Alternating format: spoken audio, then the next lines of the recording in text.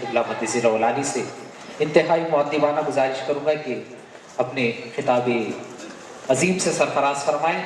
حضرت قبلہ کا خطاب نہ صرف حیدرآباد و سکندرآباد بلکہ ہندوستان کے مختلف مقامات پر ہوا کرتا ہے، خاص طور پر دیگر ریاستوں میں حافظ مظفر حسین خان خاجی صاحب کا بصیرت افروز خطاب ہوتا ہے۔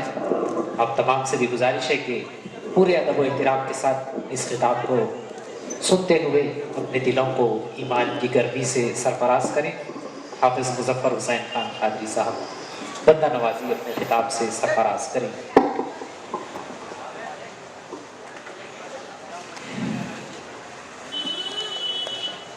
اعوذ باللہ من الشیطان الرجیم، بسم اللہ الرحمن الرحیم۔ الحمد للہ العلی الکبیر العلیم الخبیر السمیع البصیر اللطیف الخبیر اللطیف الخبیر الخبی المتین العزیز الکریم الرؤوف الرحیم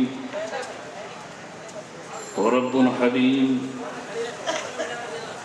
المنزہ عن الولد والوالد لم یلد ولم یولد ولم یکن له کفوا احد المقدس عن المشارک والمساعد المتعالی عن المشابه والمماثل المضاد والمعاند فهو المعروف بالربوبیة الموصوف بالألوهية المنفرد بحقيقة الوحدانية أشهد أن لا إله إلا الله وحده لا شريك له في عبادته كما أنه لا شريك له في ربوبيته وألوهيته وذاته وصفاته وأسمائه إله واحد رب شاهد نحن له مسلمون واشهد أن سيدنا ومولانا وخائدنا ورائدنا ونبينا وشفيعنا وحبيبنا وكريمنا ورحيمنا وقرة أعيننا وسيدنا وسيد الأنبياء والمرسلين محمد رسول الله ومجتباه وخليله ومصطفاه وحبيبه الذي بلغ الرسالة وأدى الأمانة ونصح الأمة وكشف الغمة وجاهد في سبيل الله حق جهاده بالقلب واللسان والسيف والسنان وتركنا على المحجة البيضاء ليلها كنهارها لا يزيغ عنها إلا هالك اللهم صل على سيدنا ومولانا محمد في الأولين والآخرين وعلى آله الطيبين الطاهرين وأصحابه الذين كانوا شموس الهدى وبدور الدجى والتابعين وتابعيهم لهم بإحسان إلى يوم الدين أما بعد فقال الله تبارك وتعالى في كلامه المجيد والفرقان الحميد ولا تحسبن الذين قتلوا في سبيل الله أموات بل أحياء عند ربهم يرزقون وقال الله عز وجل في مقام آخر في شان حبيبه المكرم صلى الله تعالى عليه وآله وأصحابه وسلم إن الله وملائكته يصلون على النبي يا أيها الذين آمنوا صلوا عليه وسلموا تسليما اللهم صل على سيدنا ومولانا محمد كما تحب وترضى بأن تصلي عليه السلام عليكم ورحمة الله وبركاته برادران اسلام اور شہ نشین پر تشریف فرما مشائخین اعظام و نوجوان مجاہد علماء دین و ملت اور علماء دین بزرگوں دوستوں اور پس پردہ سننے والی میری ماؤں اور بہنوں، آج یہ ذکر اہل بیت و اطہار کی محفل سجی ہے۔ مجھ سے پیش رو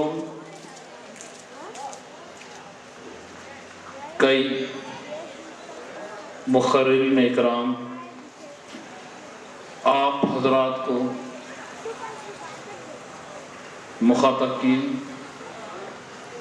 اہل بیت و اطہار کے مناقب بھی بیان کیے ہوں گے، واقع کربلا بھی بیان کیے ہوں گے، اور مختلف انداز سے اپنے خیالات کا اظہار بھی کیا ہوں گے۔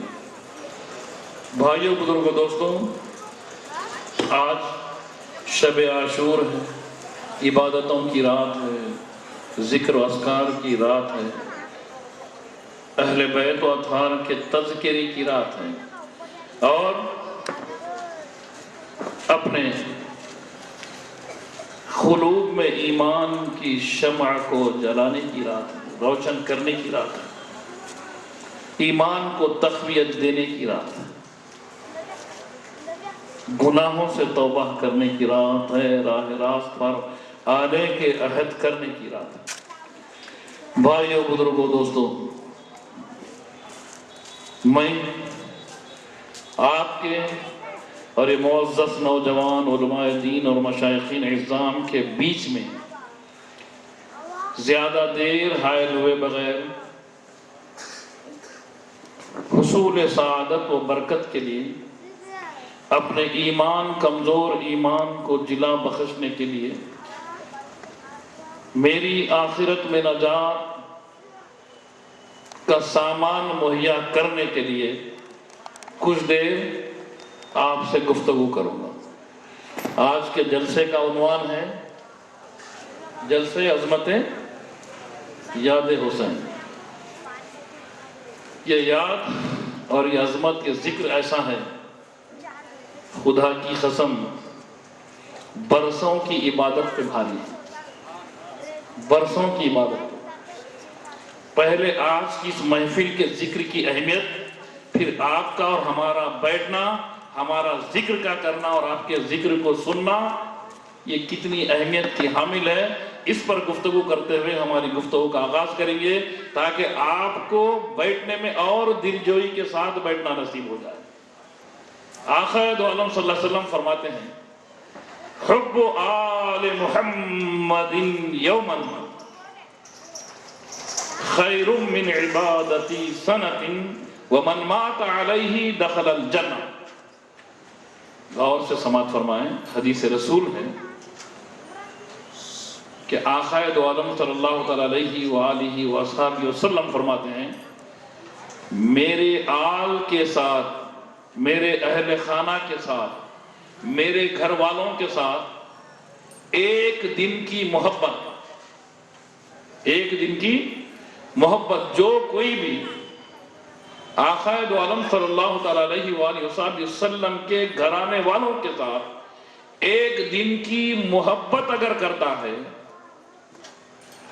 تو وہ ایک دن کی محبت ایک سال کی عبادت سے بہتر ہے، بہتر ہے۔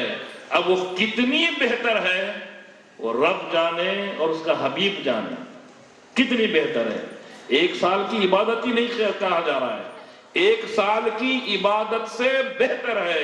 اب رب قدیر کس کو کتنی بہتری عنایت فرماتا ہے، یہ اس کی مرضی ہے، اور حبیب پاک صلی اللہ علیہ وسلم کے لٹنے والے صدقے کی مرضی ہے۔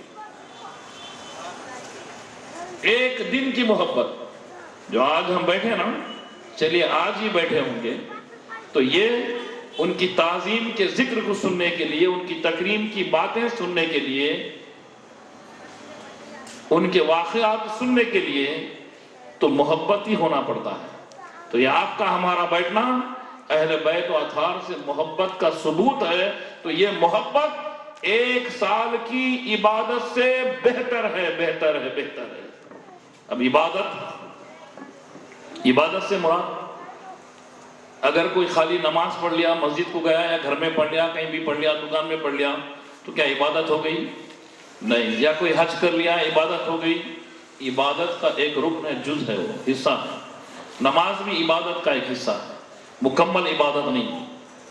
عبادت سے مراد آدمی پورے 24 گھنٹے رب کی کوئی ایک نافرمانی بھی نہیں کرنا، مکمل حامل شریعت ہونا، ارے اٹھنا تو رب کی مرضی رب کے حکم کے مطابق اٹھنا، ارے بیٹھنا تو رب کی مرضی رب کے حکم کے مطابق بیٹھنا، آقا کی سنت کے مطابق بیٹھنا، کسی سے حسن گفتگو کرو تو آقا دو عالم صلی اللہ علیہ وسلم کے بتائے ہوئے طریقے سے گفتگو کرنا، ارے کھانا کھاؤ تب بھی آقا دو عالم صلی اللہ علیہ وسلم کے حکم کے مطابق ان کی سنت کے مطابق کھانا کھانا، ارے سو جاؤ تو تب بھی آقا دو عالم صلی اللہ علیہ وسلم کی سنت کے مطابق سونا، ارے چلو تو بھی آقا دو عالم صلی اللہ علیہ وسلم کی سنت کے مطابق ان کی اتباع کے ساتھ چلنا، کسی سے لین دین کرو، کاروبار کرو یا تجارت کرو یا نوکری چاکری کرو، وہ بھی احکام اسلام کے مطابق کرنا، یعنی پورے 24 گھنٹوں میں ایک بھی شریعت کی نافرمانی نہیں ہونا، اسے کہتے ہیں عبادت۔ نماز روزے تو ہے ہی ہے، اس کے ساتھ ہمارا اٹھنا بیٹھنا رب کے حکم کے مرضی، اس کی مرضی کے مطابق ہونا، اس کے مطابق ہونا، حکم کے مطابق ہونا، اسے کہتے ہیں عبادت۔ اس میں نماز بھی آ گئے، روزے بھی آ گئے، سب چیزیں آ گئے۔ تو اس طریقے سے ایک سال اگر گزرتا ہے کسی کا تو اس سے بھی بہتر قرار دیا جا رہا ہے اہل بیت و اطہار سے ایک دن کی محبت۔ اور پھر اسی ایک دن کی محبت میں اسی دوران اگر کوئی انتقال کر جاتا ہے تو خدا کی قسم اس کے سمندر کے جھاگ کے برابر بھی گناہ کیوں نہ ہوتے ہو، سیدھا اس کا داخلہ جنت میں ہو جاتا ہے۔ وَمَنْ مَاتَ عَلَيْهِ دَخَلَ الْجَنَّةِ، اس کے یہ نہیں دیکھا جائے گا کہ اس کے گناہ کتنے ہیں، اس کے پوٹلی کتنی ہے، اس کے معاملات کتنے ہیں، اس کے دنیاوی امور کیا کیا دیا تھا انجام، یہ سب بات کی بات ہے، مگر اہل بیت و اطہار کی محبت ایسی ہے یہ سب کو ہٹا کر اسے جنت میں داخل کر دیتی ہے۔ تو اب آپ کا اور ہمارا بیٹھنا قابل رشک ہے، قابل فائدہ مند ہے، بولیے ہے نا؟ اب ہم سے کہاں 24 گھنٹے اللہ کی عبادت ہوتی ہے؟ بولیے، ہم تو بالکل ناکارہ ہیں، ہمارے دعووں میں بھی جھوٹے ہیں، اعمال میں بھی جھوٹے ہیں، دعوے تو بہت بلند بانگ دعوے کرتے ہیں، بلند بانگ دعوے، مگر عمل میں تو 0/0 = 0۔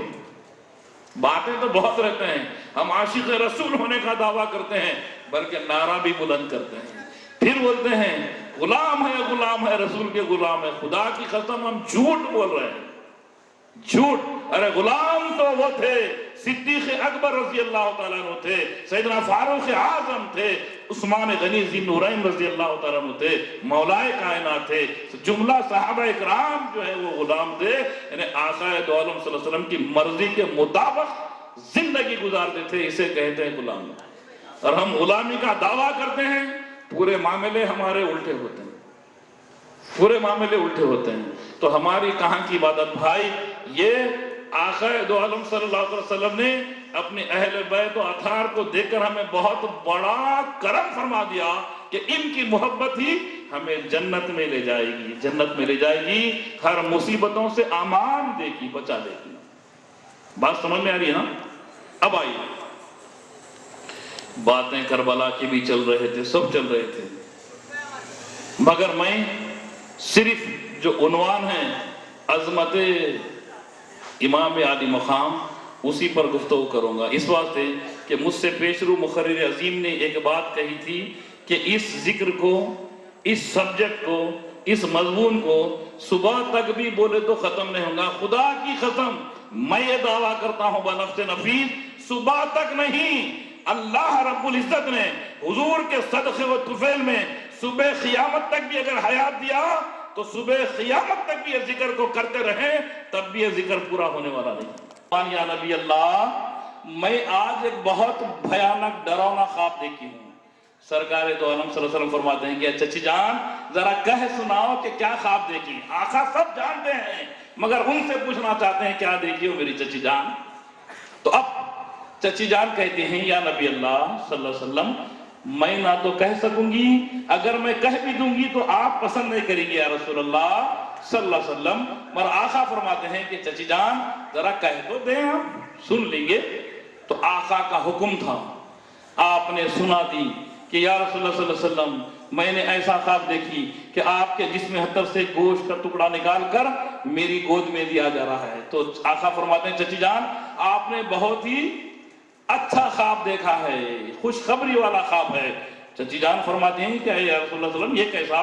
ہاں میری چچی جان بی بی سیدہ فاطمہ الزہرا شہزادی کونین میری لخت جگر کے پاس ایک لڑکا پیدا ہونے والا ہے، وہ خوشخبری ہے، اس کی علامت ہے آپ نے جو خواب دیکھی.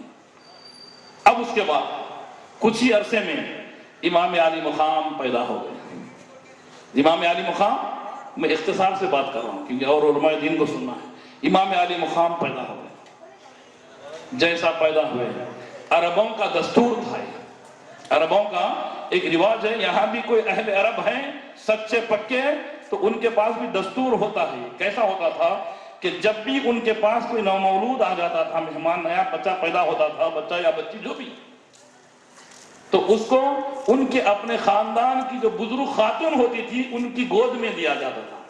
تو اس وقت آقا دو عالم صلی اللہ علیہ وسلم کے خاندان مبارک میں بی بی ام فضل بنت حارث رضی اللہ تعالیٰ عنہ بڑی بزرگ خاتون مانی جاتی تھی، وہی تھی. تو ادھر بی بی فاطمہ رضی اللہ تعالیٰ عنہ کے گھر میں لڑکے پیدا ہوئے تو لا کر بی بی ام فضل بنت حارث رضی اللہ تعالیٰ عنہ جو حضرت عباس رضی اللہ تعالیٰ عنہ کی چچی، آقا دو عالم کی چچی اور سیدنا عباس رضی اللہ تعالیٰ عنہ کی زوج مبارکہ یعنی بیوی، ان کے گود میں لا کر دیا حسب دستور، حسب عملدار آمد قدیم ان کے اپنے طرز اس کے حساب سے.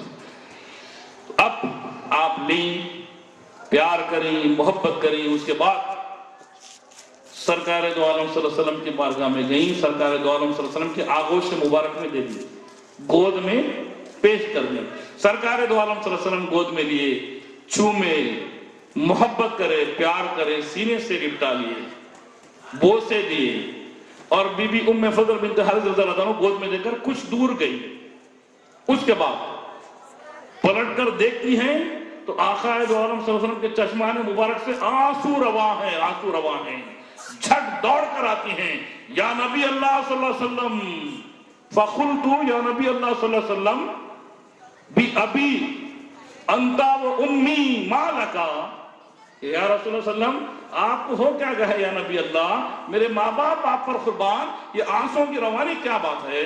فقال رسول اللہ صلی اللہ علیہ وسلم، یہ سن کر آقا فرماتے ہیں آتانی جبریل علیہ السلام فاخبرنی ان امتی ستخدل ابنی ھذا، کہ میری چچی جان ابھی جبریل امین تشریف لائے تھے اور مجھے ابھی خبر دیے ہیں کہ میرے اس بیٹے کو میری امت میں سے ایک گروہ قتل کر دے گا.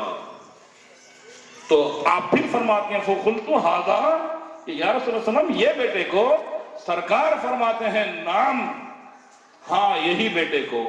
وَآتَانِي جبریل علیہ السلام تربۃ من تربۃ حمراء، اور میری چچی جان سن لیجئے، جبریل علیہ السلام جس مقام پر یہ میرے بیٹے کو قتل کریں گے میری امت کے گروہ میں سے کوئی گروہ، تو وہاں کی مٹی بھی دیے ہیں جو سرخ رنگ کی ہے.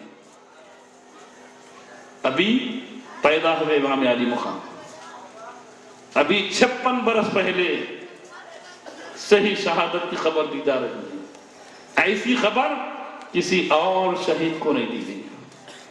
ہاں جنگ احد، جنگ بدر میں آقا نے یہ فرما دیا تھا کہ دشمن کا سر یہاں گریں گا، دھڑ یہاں گریں گا، یہ آقا فرمائے تھے، مگر کسی شہید کے لیے ایسی خبر پیدا ہونے کے ساتھ نہیں دی گئی. اب پھر اس مٹی کو آقا کیا فرماتے ہیں؟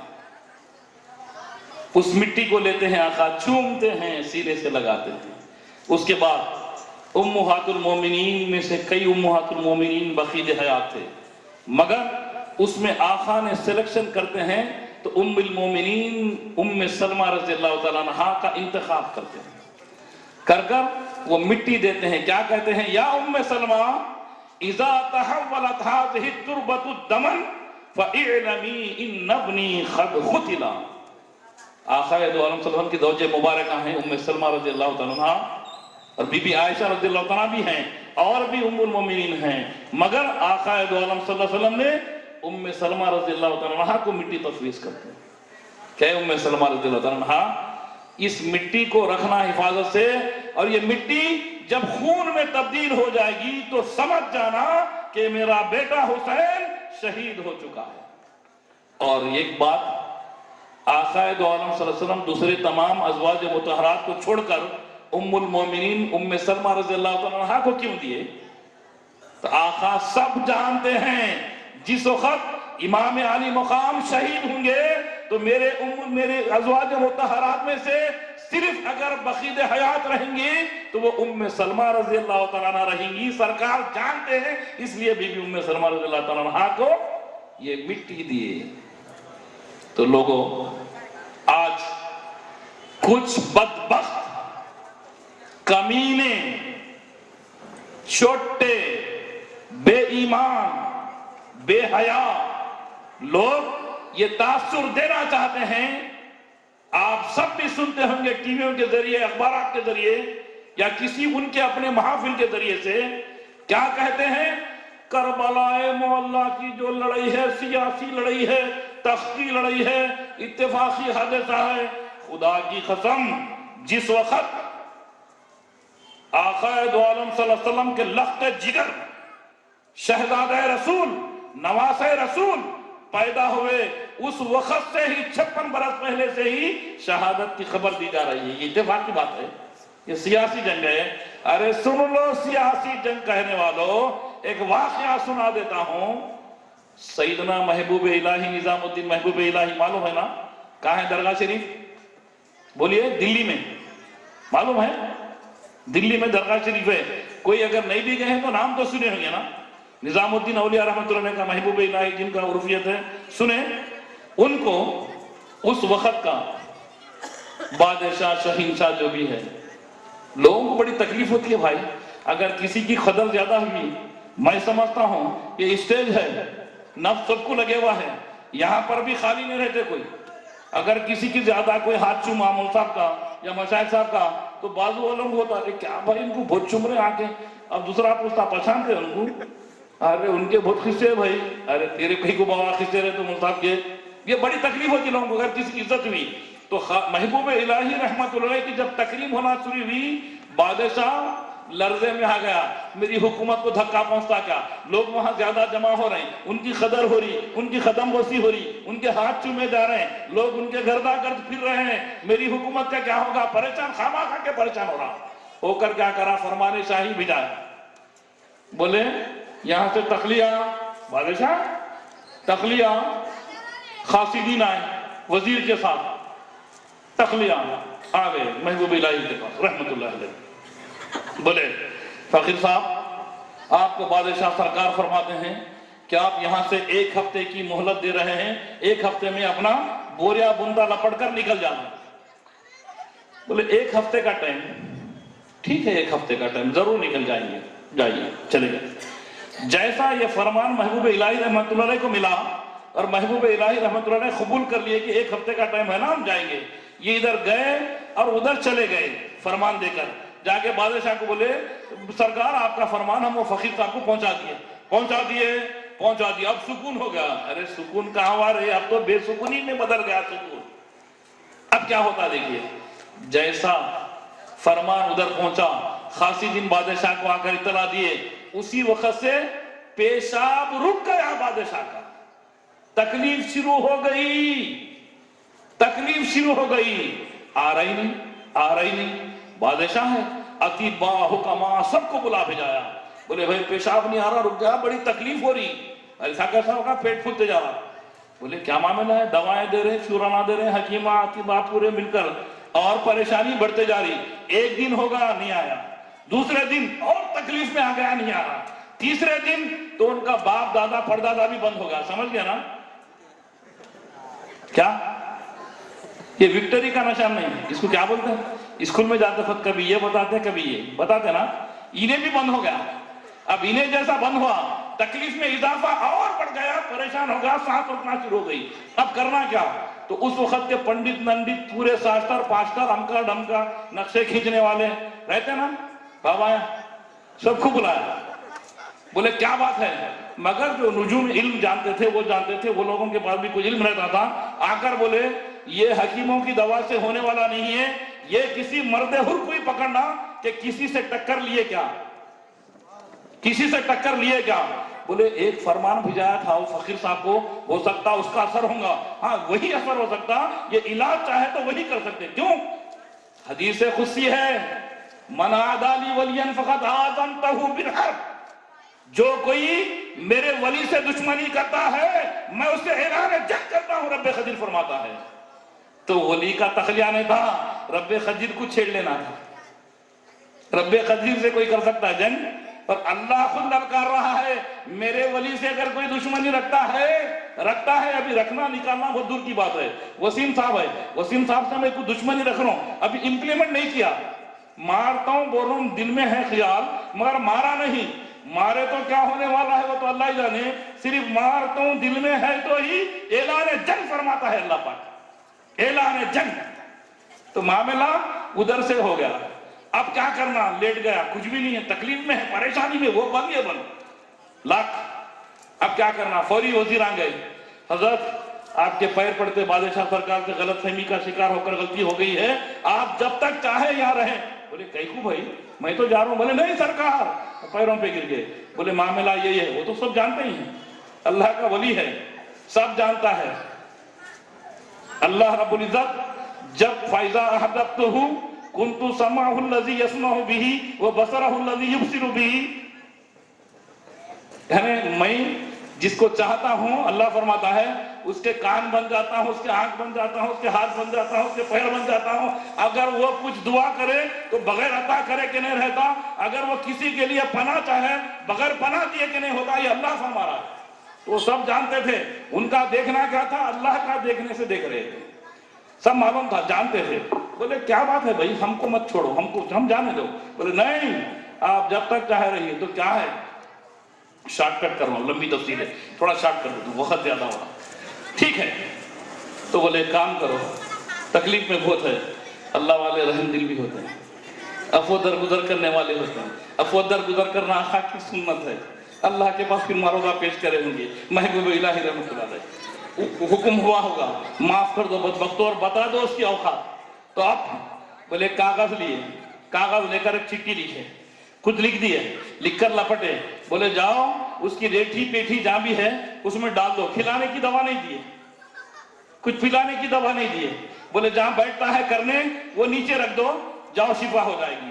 اب وزیر بھاگے جلدی جلدی، بولے اٹھیے آپ کا علاج ہو سکتا ہے۔ جہاں بھی انہیں بیٹھتا تھا ریٹھی پیٹھی کموڈ جو بھی قسم کی تھا وہاں پر نیچے رکھ دیا، اس کو بٹھائے، بٹھاتے پورا معاملہ صاف فریش۔ بولا یہ دوا کام کی ہے، کیسی دوا لائے رے بھائی، یہ دوا ہے۔ بولے ابھی علاج پورا نہیں ہوا، کیونکہ محبوب الہی بولے تھے علاج مکمل کب ہوگا؟ یہ چٹھی لے آ کر اس میں ڈال دینا، وہ کر دے گا، کرنے کے بعد بادشاہ کے ہاتھ سے اس کو نکالنے لگانا، نکال کر دھو کر جب پڑھنا ہے اس کو، اگر نہیں پڑھیں گے تو پھر علاج الٹا ہو جائے گا، ابھی شرط باقی ہے۔ بولے یہ کیسا؟ بولے نہیں وہ بھی آپ اپنے ہاتھ سے نکالنا ہے۔ وزیر بولے تم نہیں، علاج الٹا ہوا تھا، تم ہی نکالنا ہے، یہ بات حق کہہ رہا ہوں۔ تو وہ بادشاہ خود اپنے ہاتھ سے نکالا، 3 دن کا جو جمع تھا توشہ، وہ توشے میں سے خود ہاتھ سے نکال کر دھو کر پڑھے تو کیا لکھا ہوا ہے؟ ارے بدبخت بادشاہ، تو خواہ کے پریشان تھا، سن تیری حکومت سے میرے کو تعلق نہیں ہے، تیری حکومت کی اوقات میرے پاس اتنی ہے، یہ جتنی گندگی ہے نا اس سے بھی گندی ہے میری نظر میں تیری حکومت جو ہے یہ لکھی ہے۔ یہ تخت و تاج اولیاء کرام کے قدموں کی دھول ہے، اتنی گندگی سمجھتے ہیں اولیاء کرام، فقیران حرم اس کو اتنی گندگی سمجھتے ہیں۔ تو اب یہ بدبخت کہتے ہیں امام علی مقام کو، جن کی ٹھوکروں میں زمانہ ہے، وجہ وجود کائنات فرماتے ہیں، حسین منی وانا من الحسین، حسین مجھ سے ہے میں حسین سے ہوں فرماتے ہیں، اور ان سے بولتے ہیں کہ جو ہے یہ سیاسی معاملہ ہے، تخت کی لڑائی ہے۔ ارے خدا کی قسم، اگر تخت چاہتے تو تخت ہوا میں سلیمان علیہ السلام کے لیے آ سکتا ہے، تو یہاں تو ختم چن کر آتا ہے۔ وجہ وجود کائنات کے نواسے ہیں، بلکہ بیٹے ہیں۔ آقا فرماتے ہیں، کیا فرماتے ہیں؟ ہازانی ابنایا و ابنا بنتی، یہ دو میرے احبہما فاحبہما واحب من یحبہما، اے اللہ میں ان سے محبت کرتا ہوں، آپ بھی ان سے محبت فرمائیے، نہ صرف ان سے محبت فرمائیے بلکہ ان سے جو محبت کرتا ہے ان سے بھی محبت فرمائیے۔ جی اور ایک مسئلہ، اللہ سے جو محبت کرتا ہے کیا کہتے ہیں ان کو؟ خلیل. اور اللہ جس سے محبت کرتا ہے انہیں کیا کرتے بھائی؟ کیا کہتے ہیں؟ حبیب. آقا دو عالم صلی اللہ علیہ وسلم کیسی خیرات بانٹ رہے ہیں، کیسی خیرات بانٹ رہے ہیں. آپ بولیں گے یہ کیسے؟ آقا تو حبیب ہے. ارے ضرور حبیب ہے، کیونکہ ابراہیم خلیل اللہ علیہ السلام اللہ سے محبت کر کر خلیل ہوئے، اللہ نے آقا سے محبت کرا تو وہ حبیب ہو گئے. تو اب اہل بیت و اطہار سے محبت کرنے والوں کو بھی اللہ کے حبیب بناتے رہے، حبیب مصطفیٰ صلی اللہ علیہ وسلم. آپ بولیں گے یہ کیسے؟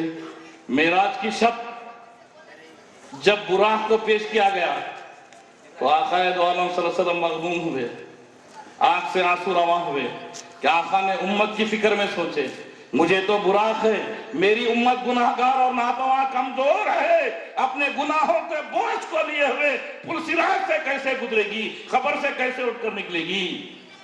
میری امت کے لیے بھی کاش کہ ایک براق ہوتا ہے، ایک امتی کو کیا مزہ ہوتا. دل میں سوچ رہے ہیں، رب قدیر نے جبرائیل کو حکم دیا کہ جبرائیل یہ خوشی کا موقع ہے، میرے حبیب کے آنکھ سے آنسو روانی مجھے پسند نہیں آتی، میرا حبیب جو چاہتا ہے وہ منظور کر لیا جائے. تو آقا دو عالم صلی اللہ علیہ وسلم نے منظوری لے لی کہ میری امت کے مومنین کے لیے ہر خبر پر براق منظور. تو آقا خوش ہوئے، تو آقا کی سواری براق اور امتیوں کے لیے بھی براق پسند فرمایا. تو ویسے آقا حبیب اپنے امتیوں کو بھی اللہ کا حبیب بنا رہے ہیں بذریعے اہل بیت و اطہار کی محبت کے. ہاذانی ابنایا و ابناء بنتی اللہم انی، اے اللہ بے شک میں احبہما ان دونوں سے محبت کرتا ہوں، فاحبہما پس آپ بھی محبت فرما دیجئے اے اللہ. اور نہ صرف ان سے ہی نہیں، وَأَحَبَّ مَنْ يُحِبُّهُمَا جو ان سے محبت کرتا ہے ان سے بھی محبت کری اللہ. کتنی آسان ذریعہ ہے اللہ کی محبت کو حاصل کرنے کا. اور اللہ سے ہم محبت کرنے گئے، بڑے بڑے امتحان، بحر بے قرار خون کے سمندر پار کرنا پڑتا ہے. کیسے کیسے اولیاء اکرام کیسے کیسے آزمائشوں میں مبتلا ہو کر کوئی سولی پر چڑھ گئے، کوئی سورج میں جھلس گئے، کوئی آرے سے کاٹے گئے. کیسے کیسے اولیاء اکرام، بہت بڑا کٹھن معاملہ ہے. اور اس کو آقا نے اہل بیت و اطہار کی محبت دے کر آسان کر دیا، بلکہ ہم تو محبت اللہ ہی ہم سے محبت کرتا ہے. یہ اہل بیت و اطہار کی شان ہے. اور کیسے، اور یہ بدبخت کہتے ہیں کہ تخت کی لڑائی ہے. ارے خدا کی قسم، اولیاء کرام کے ٹھوکر کی دھول بھی نہیں ہے تخت تو امام علی مقام کے کہتا. ارے کون امام علی مقام؟ کل اولیاء کو ایک جگہ جمع کرے بھی تو امام علی مقام کی گرد کو نہیں پہنچ سکتے کوئی. یہ امام علی مقام ہے، ان کی شان یہ ہے. ارے کیا شان ہے، دونوں عالم کا شہنشاہ ممبر رسول پر خطبہ دے رہا ہے. جب یہ شہزادگان سامنے آتے ہیں تو ممبر رسول پر خطبے کو توقف دے کر روک کر ان کو لے کر سینے سے لگاتا ہے. امامت فرما رہے آقا سجدے میں ہے. شہزادگان میں سے کوئی ایک شہزادے بھی چڑھ جاتے تو سجدے کو طوالت دیتے تھے آقا. کیوں کہ یہ شہزادے ہیں، میرے بھی چہتے ہیں تو اللہ کے بھی پیارے ہیں. ایک دن ایسا سجدہ کرنے والے ہیں کہ صبح قیامت تک کے لیے سجدہ رہیں گا، تو میں کیوں ان کے لیے تھوڑی دیر سجدے میں تاخیر نہ کروں، سجدے کو تھوڑا کیوں لمبا نہیں لیجیے. اور پھر اگر سجدے میں سے سر اٹھاتے آقا تو آقا کو احساس ہوتا تھا کہ میرا بیٹا یہ نواسا گر نہ جائے اور گر کر مار نہ لگ جائے. اتنا احساس، اتنا مقام، اتنی عظمت. اور آقا فرماتے ہیں من احب الحسن والحسین فقد احبنی. جو کوئی عام خاص دعوت ہے، میرے حسن اور حسین رضی اللہ تعالیٰ عنہما سے محبت کرتا ہے، فقد احبنی وہ مجھ سے محبت کرتا ہے. ومن احبنی جو مجھ سے محبت کرتا ہے، احبہ اللہ اللہ نے اس سے محبت کرتا ہے. اللہ اس سے محبت کرتا ہے. جو حسن حسین سے محبت کرتا ہے تو آقا فرماتے ہیں کہ وہ حسن حسین کی محبت نہیں ہے، وہ راست طور پر مجھ سے محبت کرتا ہے. جو مجھ سے محبت کرتا ہے تو جو مجھ سے محبت کرتا ہے اللہ اس سے محبت کرتا ہے، اللہ اس سے. پھر معاملہ یہی آ گیا. اور پھر وَمَنْ أَبْغَضَهُمَا فَقَدْ أَبْغَضَنِي، جو کوئی ان سے بغض رکھتا ہے، دل میں کج رکھتا ہے، تنگی رکھتا ہے، تو فَقَدْ أَبْغَضَنِي، وہ مجھ سے بغض رکھتا ہے راست طور پر. جب آقا سے بغض رکھا تو کائنات ہی ختم ہو سکتی. اور جو مجھ سے بغض رکھتا ہے وَمَنْ أَبْغَضَهُ اللَّهُ، بس اللہ کے غیظ و غضب کے لیے تیار ہونا ہے اس کو. وَمَنْ أَبْغَضَهُ اللَّهُ وَادْخَلَهُ النَّارِ، کہ اس کا داخلہ دوزخ میں ہے. دوزخی ہے وہ جو آقا سے بغض رکھتا ہے، اہل بیت سے بغض رکھتا ہے، جو آقا سے محبت رکھتا ہے اور حسنین کریمین سے محبت رکھتا ہے تو وَادْخَلَهُ الْجَنَّةِ، اس کا ٹھکانہ جنت میں. لوگوں بات کو سمیٹتے چل رہا ہوں.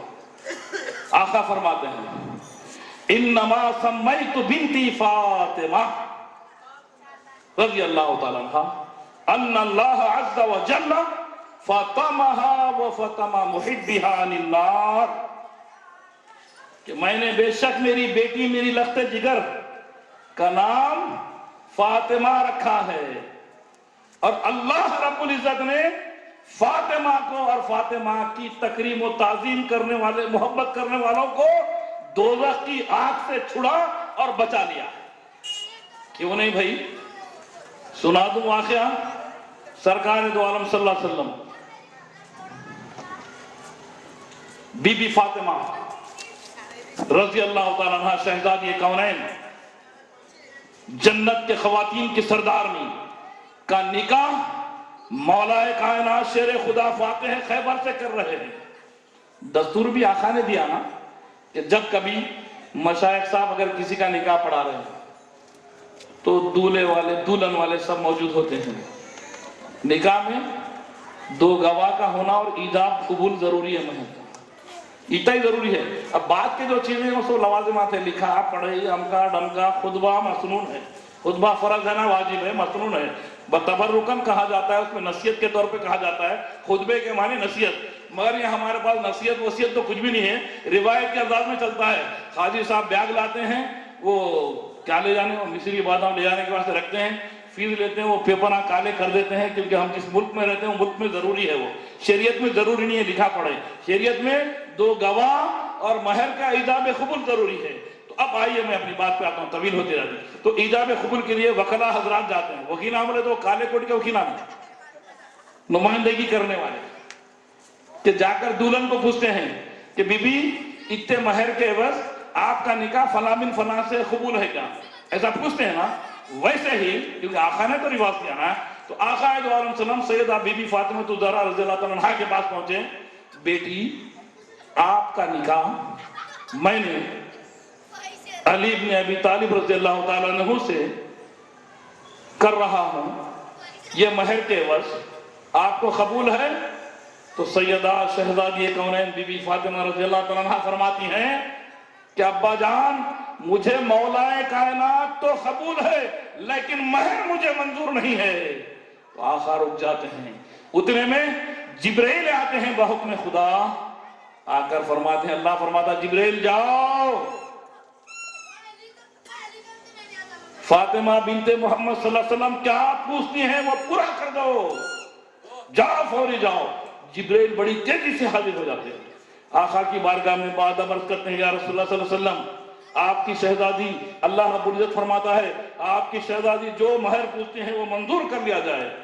آقا تو سب جانتے ہیں، پوچھتے ہیں بیٹی اب بتائیے کیا چاہتے ہو؟ مہر منظور نہیں ہے نا تو کیا چاہتے ہو؟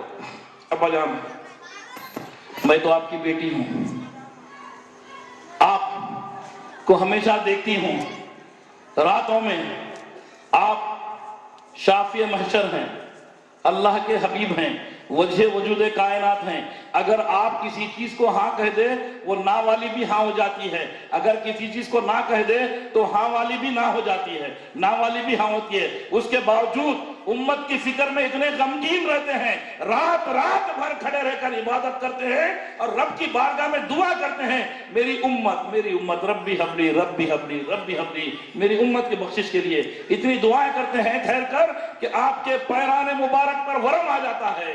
तो बाबा मैं भी तो आपकी बेटी हूं, बस मुझे जब महर की बात है, रब्बे खदीर ने पैगाम भेजा है, तो बस मैं ये चाहती हूं कि मेरे महर के एवज आपकी उम्मत के गुनाहगारों की बख्शिश हो जाए। मंजूर, रब का हुक्म है जिब्राइल मंजूर, बल्कि लिख के दिया जाता है पर्चा, वो ले लेके रख लेती है, निकाह कबूल हो जाता है। उसके बाद ये खुलता कब राज, आका को तो मालूम है, मौलाए कायनात को भी नहीं मालूम। जब सैयदा शहजादी कौनैन का विसाल अक़दस करीब होता है, पर्दा फरमाने का वक्त करीब होता है, तो मौलाए कायनात को कहती हैं कि अली मेरी कुछ नसीहतें हैं। तो मौला फरमाते हैं बीबी फरमाइए क्या नसीहतें हैं, क्या वसीयतें हैं। तो मौला बस सिर्फ 2 ही वसीयतें हैं। बोले बीबी क्या है। मेरे बाप मेरे हसनैन करीमैन को कभी नहीं डांटना। आय हाय हाय, कितनी मोहब्बत करती हैं बीबी फातिमा रज़ियल्लाहु अन्हा हसनैन करीमैन से कि मौलाए कायनात को वसीयत कर रही हैं, ऐ मौला मेरी बेटों हसनैन करीमैन को कभी डांटना नहीं मेरे बाप। और दूसरी वसीयत ये है कि एक मेरा पर्चा है उस मेहराब में है, वो मुझे ला कर देना, और पंडा नहीं। तो मौला भी मौला हैं, मौला की शान में आका फरमाते हैं मन कुन्तु मौलाहु फ़अलियुन मौला अना मदीनतुल इल्म फ़अलियुन बाबुहा, फरमाते हैं आका। और फिर फरमाते हैं अलियुम मिन्नी व अना मिन अलियुन, ये अली की शान में फरमाते हैं कि मैं जिसका मौला हूं अली भी उसके मौला हैं, और मैं इल्म का शहर हूं तो मौला अली उसके दरवाजा है, और अली मुझसे है और मैं अली से हूं, फरमाते हैं। या आका अली मौला की शान में फरमाते हैं, उन्होंने भी जानते हैं बीबी मेरी भी जो गुजारिशात हैं। तो मौला फरमा दीजिए क्या गुजारिशात हैं। तो बस मैं कभी हसनैन करीमैन को तो नहीं डांटूंगा, मंजूर है, पर्चा भी नहीं पढ़ूंगा, मंजूर है। मेरी 2 गुजारिशात हैं, जिधर से जब मुंतकिल होते हैं ना तो बस सरकार की बारगाह में मेरा सलाम अर्ज कर देना, एक मुतालिबा। दूसरा मुतालिबा यह है कि बीबी वो पर्चा तो जरूर लाकर रख दूंगा मगर पढ़ूंगा नहीं, आप खुद बता देना कि वो पर्चे में क्या है। मंजूर। तो आप जब राज खोलती हैं कि पर्चा वो है अली, जब आपसे मेरा निकाह हो रहा था मैंने अब्बा जान को कह दी थी कि महर मंजूर नहीं अली मंजूर है। अब जब जिब्राइल तशरीफ लाए थे तो ये मामला तय हुआ था कि मेरे महर के एवज अब्बा जान की गुनाहगार उम्मत की बख्शिश मैंने लिखवा ली थी, ये वो पर्चा है। तो राज खुल गया। तो आका फरमाते हैं इन्नमा सम्मैतु बिन्ती फातिमा रज़ियल्लाहु तआला अन्हा अन्नल्लाह अज़्ज़ व जल्ल फतमहा व फतमा मुहिब्बिहा अनिन नार, मां के चाहने वालों को दोज़ख की आग से छुड़ा और बचा लिया है। तो भाई हम सब मुहिब्बान अहले बैत में है ना, बोलिए। अरे इनकी मोहब्बत के बगैर तो ईमान ही मुकम्मल नहीं है। आका फरमाते हैं ला युमिनु अब्दन हत्ता अकूना अहब्बा इलैहि मिन नफ्सिही व अहली अहब्बा इलैहि मिन अहलिही व इतरती अहब्बा इलैहि मिन इतरतिही व ज़ाती अहब्बा इलैहि मिन ज़ातिही। कोई इनकार कर सकता है? हदीस रसूल है। हदीस की बात करने वालों को हदीस सुना दो, अहले बैत व अतहार से बहस करने वालों को बता दो हदीस का जो रेट लगाते हैं उनसे कह रहा हूं बिर्राब कि ये भी हदीस ही है बाबा। तुम अहले हदीस कहते हो ना, तो फिर इस हदीस के अहल क्यों ना हो, कुछ पकड़ेंगे कुछ छोड़ेंगे या अपने नजरिए से मतलब निकालेंगे। आका फरमाते हैं तुम में का कोई एक बंदा भी उस वक्त तक मोमिन नहीं हो सकता जब तक के उसकी जान से ज्यादा मेरी मोहब्बत उससे महबूब तर ना हो जाए। फिर फरमाते हैं कोई एक बंदा भी उस वक्त तक मोमिन नहीं हो सकता जब तक के मेरे अहले खाना मेरे घर वाले उसके घर वालों से ज्यादा महबूब तर ना हो जाए। और फिर फरमाते हैं कोई एक बंदा भी उस वक्त तक महबूब नहीं हो सकता जब तक के मेरी औलाद उसकी औलाद से ज्यादा महबूब तक ना हो जाए। बात समझ में आ रही? अरे सुनिए, एक वाकया सुना देता हूं, मशहूर और मारूफ हदीस है। क्या मंजर था होगा वो कि सरकार दो आलम सल्लल्लाहु अलैहि वसल्लम सैयदना फारूक आजम रजी अल्लाह तआला अन्हु का दस्ते मुबारक पकड़कर चल रहे हैं। आओ उमर चलेंगे, आओ उमर साथ चलेंगे। तो सरकार दो आलम सल्लल्लाहु अलैहि वसल्लम जब अपने दस्ते मुबारक में सैयदना फारूक आजम रजी अल्लाह तआला का हाथ पकड़े हैं, क्या मंजर होगा, देखने वाले भी देख रहे होंगे। खुदा की कसम क्या मसरूर मौका होगा। उसके बाद पूछते हैं, ऐ उमर रज़ी अल्लाह ताला, आपको मुझसे कितनी मोहब्बत है? सैयदना फारूक आज़म रज़ी अल्लाह फरमाते हैं कि या रसूल सल्लम, मेरी जान से हटके बाकी पूरी मोहब्बत आपसे है मुझे। तो सरकार फरमाते हैं कि उमर, अभी आपका ईमान मुकम्मल नहीं हुआ। तो फिर झट फरमाते हैं सैयदना फारूक आज़म, या रसूल अल्लाह, अब तो मेरी जान से भी ज्यादा मोहब्बत आप ही से है। तो अब फरमाते हैं कि उमर, अब आपका ईमान मुकम्मल हो गया। यहां पे फारूक आज़म रज़ी अल्लाह की तनकीस नहीं है, ये सच्चाई है। आपके हमारे वैसे झूठे दावे नहीं है, आपके हमारे दावे तो झूठे हैं। सलाम पढ़ने खड़े रहते हैं, रूही फिदा, क्या है वो, लका माली फिदा, लका जिस्मी फिदा, लका खल्बी फिदा। ये ढोंग है, हमारा ढोंग है। खुदा की कसम पूरे दावे से कह सकता हूं, ना माल फिदा करते हम, ना रूह फिदा करते, ना जान फिदा करते, जबानी जमा खरचता। वहां सच्चाई थी फारूक आज़म रज़ियल्लाहु ताला अन्हु की कि जितनी मोहब्बत है उतनी बोले। फिर जब आका फरमा दिए तो मुकम्मल सरेंडर हो गए। ये सच्चाई थी। कौन फारूक आज़म रज़ियल्लाहु ताला अन्हु? अरे जो अगर कुछ ख्याल दिल में लाते तो आयत नाजिल होती थी। आज मुकाम इब्राहिम को जो मुसल्ला बनाते हैं हुज्जाज इकराम, वो उम्रा करने वाले, आका दो आलम सल्लल्लाहु अलैहि वसल्लम फतेह मक्का के बाद जब काबतुल्लाह को गए तो फारूक आज़म रज़ियल्लाहु ताला अन्हु और दूसरे साहबा को बता रहे हैं, ये इब्राहिम के जो है कदमों के निशान है, ये फलाना है, ये है। तो सैयदना फारूक आज़म फरमाते हैं, या रसूल अल्लाह, क्यों इसको मुसल्ला ना बना दिया जाए? जब ये बोलना ही था, आयत का नुज़ूल हुआ, अत्तखिज़ू मिन मक़ाम इब्राहिम मुसल्ला, कि फारूक आज़म रज़ियल्लाहु ताला जो सोचते थे वो आयत तैयबा नाजिल हो जाती। आखिर फारूक आज़म रज़ियल्लाहु ताला शराब के मुताल्लिक़ सुनते तो शराब पे पाबंदी आ गई। ये पाबंद हो गई तो अच्छा, ये बंद हो गई तो अच्छा था। पहले ये हो रहा था वअंतुम सुकारा, यानी वला तक़रबुस सलाता वअंतुम सुकारा, कि तुम नशे की हालत में नमाज के करीब मत जाओ। उसके बावजूद भी लोग लड़ रहे थे। तो फारूक आज़म के दिल में ख्याल आया, ये मुकम्मल अगर बंद हो जाती तो क्या होता था। तभी आयत नाज़िल हो गई कि मुकम्मल शराब को हराम कर दिया गया। ऐसे बेशुमार है। तब आका फरमाते थे कि उमर रज़ियल्लाहु ताला अन्हु, अगर मैं खातिमुन नबीय्यीन ना होता, मेरे बाद नबूवत का सिलसिला जारी होता, तो आप मेरे बाद नबी होते, फरमाते थे आका। ये बड़ा मुकाम और ये सच्चाई। कैसी सच्चाई है उमर फारूक रज़ियल्लाहु अन्हु की, जो है वो कह दिए। और आज हम बिल्कुल पैदल, ईमान में जीरो, फिर बातें तो बड़े बड़े करते हैं, रूही फिदा, वो फिदा, ये फिदा, कहां फिदा, सब फरार। तो लोगों, आज शब आशुरा है, अहद कर लो कि हम खौल में भी, अमल में भी, फेल में भी सच्चे रहेंगे। बोलिए रहेंगे ना? बोलिए, बोलिए भाई, पक्का बोलिए, पक्का।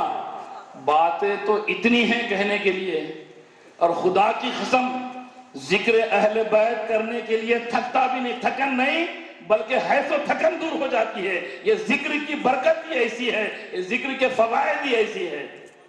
अरे सुन लो, सिर्फ दुनियावी थकन ही दूर नहीं, उखरवी थकन का भी खात्मा हो जाता है। सिर्फ दुनियावी मुसीबतें ही खत्म नहीं होती है जिक्र से, आखिरत में आने वाली पशेमानी वो मुसीबतें भी खत्म हो जाती हैं। यह जिक्र ही वो जिक्र है। उलमा इकराम की तादाद काफी है। मैंने मेरी गुफ्तगू का एक पैसे में से 1000वां हिस्सा भी कंप्लीट नहीं किया। अभी तो ये सिर्फ हेडलाइन दे रहा था, घड़ी देखा तो वक्त काफी हो चुका है। दूसरे उलमा इकराम को भी बड़ी बेचैनी हो रही होगी حق بھی ہے، یہ بزرگ علماء دین ہے اور نوجوان علماء دین بھی ہیں، آپ کو بڑے بہتر انداز میں سمجھائیں گے نا؟ بولیے۔ اور آج شب عاشورہ ہے، شب عاشورہ ہے، آج آپ اللہ کی بارگاہ میں رجوع ہونا، توبہ کرنا، کریں گے نا؟ بولیے۔ اور کل یوم عاشورہ ہے، محرم الحرام کا 10واں دن ہے، بڑا ہی عظمت والا دن ہے، بہت ہی فضیلت والا دن ہے، بہت ہی تعظیم والا دن ہے، بہت ہی تکریم والا دن ہے۔ کیوں؟ اللہ رب العزت نے، اب میری گفتگو کو سمیٹتے آ رہا ہوں، ختم کر رہا ہوں، کل کے دن کی اہمیت اور فضیلت بتا کر، اور آپ کو کرنا کیا ہے وہ بتا کر۔ کل آج جو لوگ روزہ تھے، اگر نہیں ہے تو میں بولوں گا کیا کرنا ہے۔ کل کے دن یعنی یوم عاشورہ کو اللہ رب العزت نے آسمانوں کو اور زمینوں کو پیدا کیا تو وہ یوم عاشورہ کا دن تھا۔ بولیے، 10 محرم الحرام کا دن تھا۔ اللہ رب العزت نے سورج، چاند اور تاروں کو جب جنم دے پیدا کیا، تخلیق فرمایا، تو وہ بھی یوم عاشورہ کا دن تھا۔ بولیے، یوم عاشورہ کا دن تھا۔ اللہ رب العزت نے جبرائیل، میکائیل، اسرائیل، تکائیل، اسرافیل اور ملائکہ کو پیدا کیا تو وہ دن بھی یوم عاشورہ کا دن تھا، یعنی کل جو آنے والا دن وہی دن تھا۔ اللہ رب العزت نے جنت کو پیدا کیا تو وہ بھی یوم عاشورہ کا دن تھا۔ اللہ رب العزت نے آدم علیہ السلام و حوا علیہ السلام کو پیدا کیا تو وہ دن بھی یوم عاشورہ کا دن تھا، اور ان کو جنت میں جب ٹھکانہ بنایا تو وہ دن بھی یوم عاشورہ کا دن تھا۔ اور سیدنا ابراہیم علیہ السلام پیدا ہوئے تو وہ دن بھی یوم عاشورہ کا دن تھا۔ اللہ رب العزت نے نار نمرود سے ابراہیم علیہ السلام کو نجات دی تو وہ دن بھی یوم عاشورہ کا دن تھا۔ موسیٰ علیہ السلام پر توریت نازل ہوئی پہلی مرتبہ تو وہ دن بھی یوم عاشورہ کا دن تھا۔ اور موسیٰ علیہ السلام کو اور ان کی قوم کو اللہ رب العزت نے فرعون کی بربریت سے نجات دی اور فرعون کو غرق کر دیا تو وہ دن بھی یوم عاشورہ کا دن تھا۔ اللہ رب العزت نے ادریس علیہ السلام کو آسمانوں کی طرف بلند کیا تو وہ دن بھی یوم عاشورہ کا ہی دن تھا۔ اللہ رب العزت نے عیسیٰ علیہ السلام کو جب پیدا کیا تو وہ دن بھی یوم عاشورہ کا دن تھا۔ سیدنا ایوب علیہ السلام کو جو آزمائش میں مبتلا تھے وہ آزمائش سے نجات ملی تو وہ دن بھی یوم عاشورہ کا دن تھا۔ سیدنا یوسف علیہ السلام کو ان کے بھائیوں نے قید کر دیا تھا تو قید سے رہائی عمل میں آئی تو وہ دن بھی یوم عاشورہ کا دن تھا۔ ان کے والد محترم سیدنا یعقوب علیہ السلام کو یوسف علیہ السلام کی محبت کے غم میں روتے روتے جو بینائی چلے گئی تھی وہ بینائی واپس لوٹی تو وہ دن بھی یوم عاشورہ کا دن تھا۔ حضرت داؤد علیہ السلام کو اللہ نے بخشش فرمائی تو وہ دن بھی یوم عاشورہ کا دن تھا۔ اور سلیمان علیہ السلام کو بادشاہت کو عطا کی تو وہ دن بھی یوم عاشورہ کا ہی دن تھا۔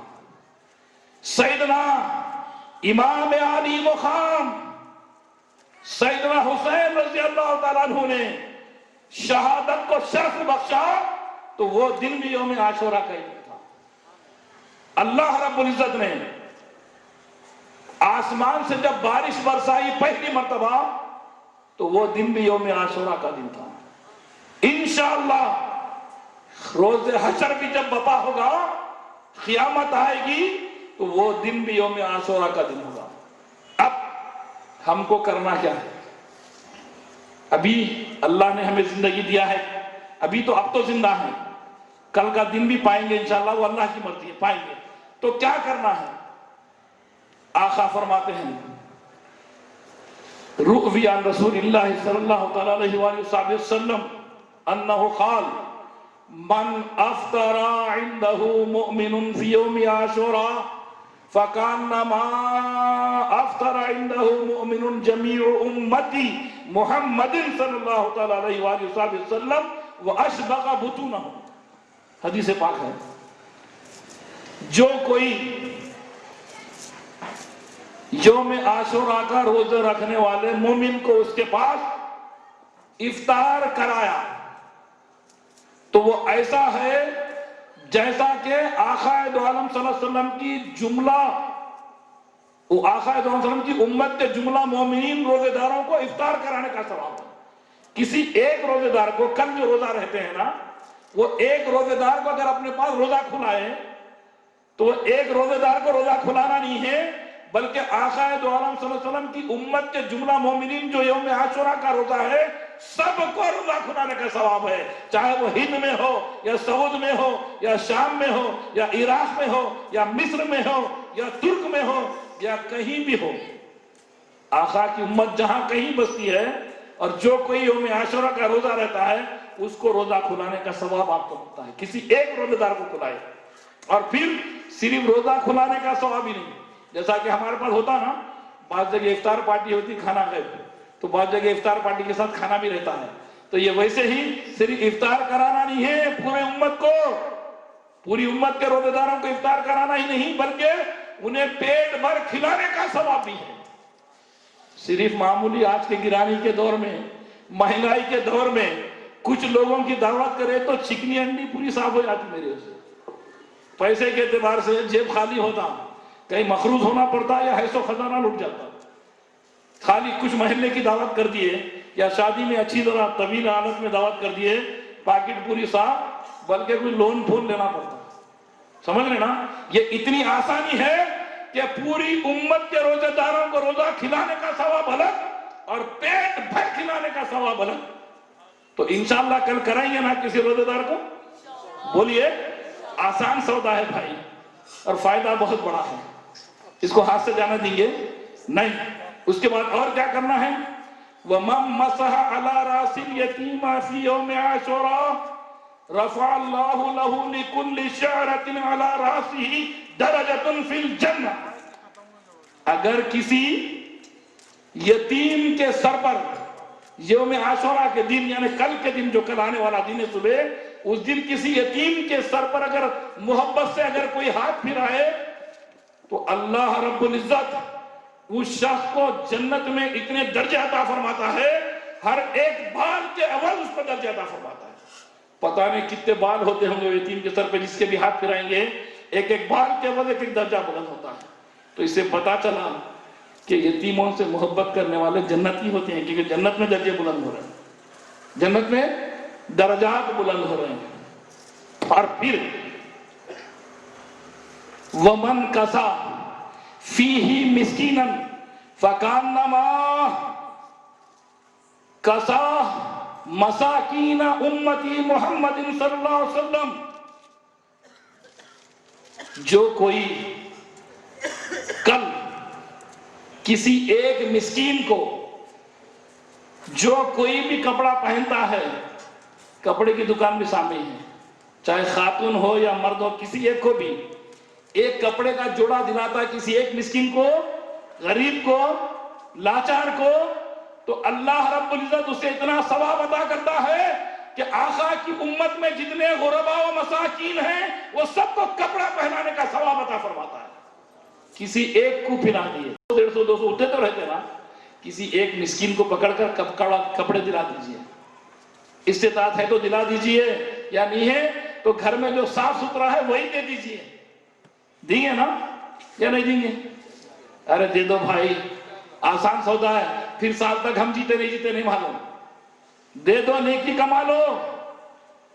اور پھر یہ ثواب ہی دیتا ہی نہیں کہ اللہ رب العزت وَقَسَى اللَّهُ حُلَّةً مِّنْ حُلَلِ الْجَنَّةِ، کہ اس شخص کو جب مسکین کو کپڑے پہناتا ہے نا، اس کو جنت کا لباس پہنا دیتا ہے اللہ پاک اپنے طرف سے۔ آسان کام ہے، نئے نہیں خرید سکو تو خدار پیسے نہیں تو خدار دلاؤ، وہ بھی نہیں کر سکتے تو گھر میں جو کچھ موجود ہے ڈریس دے دو، دے دیں گے نا؟ آپ آئیے۔ اس کے بعد آقا فرماتے ہیں من صام یوم عاشوراء، جو کوئی کل یوم عاشوراء کا روزہ رکھتا ہے، آتاہ اللہ ثواب عشرتی آلاف ملک، جو کوئی یوم عاشوراء کل کا روزہ رکھتا ہے نا تو اس کے لیے اللہ پاک اتنا ثواب عطا کرتا ہے، کتنا؟ 10,000 فرشتوں کی عبادت کا ثواب. آپ کی ہماری عبادت نہیں. ہماری عبادت تو کتنی ہے, نماز ہی پڑھے تو بہت پڑھ لی ہے, باقی عبادت تو کہاں کرتے ہیں, اس پہ ہی بہت بڑے حلے فتوے شروع کر دیتے. 4 نمازاں پڑھنا شروع کرا تو بڑے بڑے باتیں بھی شروع کر دیتا, اللہ معاف کرے. اور وہ نماز بھی کیسی رہتی, امام صاحب اللہ اکبر بولتے غیب, وہاں تک تو بنتا, اس کے بعد سیل فون ہے نہیں, جیب میں ڈھونڈتا ہے تو کس کا آ رہا, گرل فرینڈ کا, اماں کا, بابا کا, بازو آس پڑوس کا ڈھونڈتا. کاروبار والا کاروبار کے چکر میں ڈھونڈتا کیا ہوگا آج. قرضے دار اگر کسی کا ہے تو قرضے کے چکر میں بولتا کیسا پھیڑوں, یا انہیں کسی کو قرضہ دیے تو کیسا وصول کروں, کھوسے پہلوان کو بولوں کیا کروں. یہ سب چکر دورے پہ جب ہی نکلتے نماز کے وقت نکلتے نا. بولیے اللہ معاف کرے. یہ ہماری عبادت ہے. فرشتوں کی عبادت نہ انہیں کھانا ہے, نہ پینا ہے, نہ ہگنا ہے, نہ متنا ہے, وہ خشیت الہی میں ڈوبے ہوئے عبادت کرتے ہیں.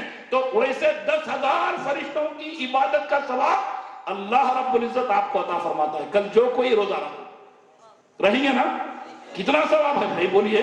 کب کمائیں گے, کہاں کماتے ہیں, نہیں کما سکتے. یہ موقع ہے, آقا نے ہمیں رحمتوں کی بارش اٹھا دی ہم پر, لوٹ لو.